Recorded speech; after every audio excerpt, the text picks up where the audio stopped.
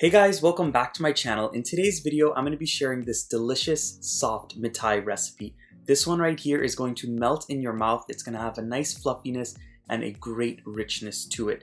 This right here is something that you can make at the end of the month for Phagwah or just any time you are wanting something sweet and delicious. Now this recipe is for everybody who does not like the freshly grated coconut in their Mithai or the chunks of coconut, and it's also for the people who are a little bit lazy to shred the coconut into their Mithai.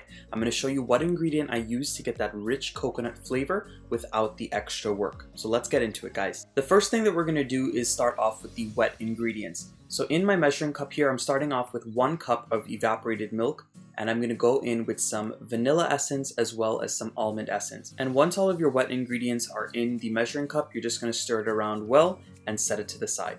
And at this point, it's time to work on the dried ingredients. Now this recipe is very simple because all you're doing is dumping all of your ingredients in the bowl and mixing, so there's no rhyme or rhythm to anything. I'm starting off with my all-purpose flour, and then I'm going to go in for my baking powder. That's going to give it that nice fluffiness. And I'm also going to go in with the secret ingredient. This right here is coconut milk powder. So you know the powder that they sell at the store that you would usually add water to and substitute for coconut milk? Well, that's what I'm using today. I'm using the Grace brand today. You can use whatever brand that you want. And I'm using an entire package, which equals about half of a cup. I'm also going to add some spices. I'm going in with some freshly ground anise seeds, and this is one of the traditional spices for Mithai. And then I'm going to go in with a lot of freshly ground cardamom or elychee. I really like that fresh and floral taste that it has. And I'm also going to go in with my custard powder at this point. And after adding all of those ingredients together, I'm just going to give them a quick mix so everything is well distributed. And I almost forgot to add this, but I'm going to be going in with some freshly grated nutmeg. And once you get all of those dried ingredients mixed together, you're going to go in with some cold unsalted butter. Now you want to use the cold unsalted butter because if it's cold, you're going to get those nice flaky layers within the Mithai. You're just going to rub that butter in with all of the dried ingredients until you get a texture that resembles fine breadcrumbs or like a sandy texture. Once you get the butter mixed in properly, you're going to start to stream in the wet ingredients that you mixed up earlier. So in total, I ended up using the entire 1 cup of evaporated milk that I had mixed with my essences, and then I had to add in just a few drops more from the rest of the can. What you're looking for here is something that's the texture of making roti or sada roti, not too soft and not too hard. If your Mithai dough is way too hard, then what happens is it cracks all around the edges, and then after you're done frying it and you toss it up with the sugar syrup, it tends to fall apart very easily. But once you go ahead and get it mixed up together and you have a nice soft dough, you're going to divide the dough into 2 so we can roll it out in 2 separate batches, and you just want to smoothen out the balls a little bit. And there's absolutely no need to let that dough rest. As soon as you're done mixing it, you can start cooking the Mithai.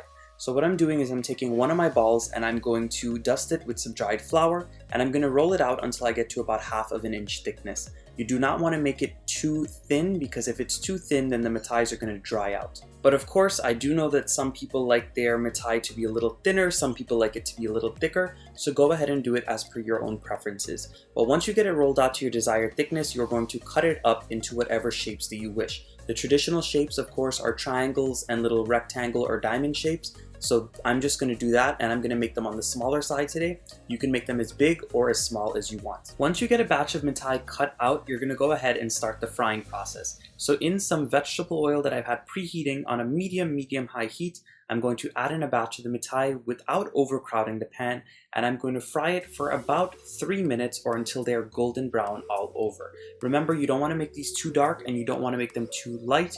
You just want to get them to that perfect color. And after about 3 minutes, you're going to be left with these golden brown beauties. So you're going to go ahead and put them in a bowl that you've lined with some paper towels, and that is going to drain that excess oil that is all over them. So I finished frying all of my batches of Mithai, and at this point, I'm going to start working on the sugar syrup or the paag to put on the outside. Now what I'm going to do today is use some brown sugar to make my coating. So in my pan, I've added in my water, and then I'm going to go in with my brown demerara sugar. And this is what I'm using today because I get so many requests and questions from people asking if you can use the brown demerara sugar. And my answer is always yes, but I've never done a tutorial on how to do it. So this is the little tutorial today. You're going to add it into the pan, heat this up on a high heat, and allow it to come to a boil. Now this brown sugar takes a little longer to boil than the white sugar does, just being the granules are so big. So it's going to take a while for it to melt and come together. But once it comes up to a boil, you want to lower the heat to about a medium-low heat and allow it to boil for about 10 minutes. That's how long it took me. And you're gonna see that as it's boiling, there's gonna be a lot of bubbles on the top. That's totally fine, just keep on stirring. And one of the indications that you know your sugar syrup is almost done is that those bubbles are gonna start to get smaller. So if you remember in the previous screen, the bubbles were very big and there was a lot of them. Now there's just a lot of small, tiny bubbles. And after that 9 to 10 minute mark, once you see that the sugar syrup starts to get more thick and it's coming together, you're gonna go ahead and test it out just to make sure that it's done. This is always my method to test it out, and I find that it works perfectly, so this way you know exactly when that sugar syrup is done. Basically, I take a couple of the Mithai pieces, I put it in a little bowl, and I toss some of the sugar syrup on top of it. And if you see that it starts to turn cloudy and start to crystallize just a little bit, that's how you know your sugar syrup is done. As you guys are seeing, I'm showing you the spoon and there's a little bit of cloudiness going on it, so that's how I know that the sugar syrup is thick enough to toss onto my Mithai. And once you know that that sugar syrup is done cooking, you're gonna toss it all over your Mithai. So what I like to do is I take all of those Mithai pieces, I put them in a large bowl so this way I have ample room to turn them around in, and I'm going to pour the sugar syrup on and keep on tossing it with my spoon until they're well coated and until the sugar syrup starts to crystallize on them. Now, as you guys can see as I'm tossing it up, I keep on moving the spoon through the side of the bowl only. I'm not just stirring haphazardly. You want to make sure to do the motion that I'm doing and stir very carefully so this way your Mithai pieces do not fall apart. And once you see that the Mithai is properly coated and the sugar syrup has crystallized, you're just going to shake the bowl around a little bit to get rid of any big sugar clumps all over. And you guys look at this. Look how perfect that coating is all over the Mithai. It adds a nice little crunchiness on the outside, and then when I'm breaking into it, it is super, super soft.